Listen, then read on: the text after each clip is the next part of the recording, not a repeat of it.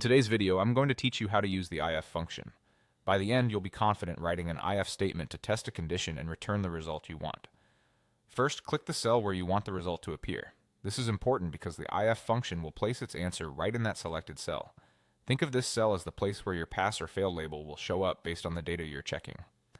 Start the formula by typing equals if followed by an opening parenthesis. That's equal if. The equal sign tells the spreadsheet you're entering a formula, and the opening parenthesis begins the if function's instructions. Next, enter your logical expression. This is the test you want to run.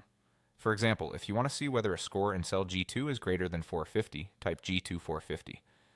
The part before the operator is the value you're checking. The operator is the comparison symbol, and the part after it is the threshold. You can use operators like greater than, less than, equal to, or not equal to, depending on what you're testing. Add a comma to move to the next part of the function. After the comma, enter the value you want to display if the test is true. To show the word pass when G2 is greater than 450, type pass with quotation marks. Text needs quotes, so the spreadsheet treats it as a label, not a reference or number. Add another comma to move to the false result. Now enter what you want to display if the test is false. To show fail when the condition isn't met, type fail with quotation marks. Close the parenthesis to finish the function and press enter to apply it. If you followed the example, your complete formula looks like this. A G2 450, pass, fail. You should now see pass if the value in G2 is over 450, or fail if it's 450 or lower.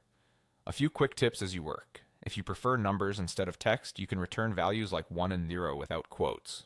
If you're comparing to text in your logical test, make sure to use quotes there as well. Also be careful with spacing. Unnecessary spaces can cause errors.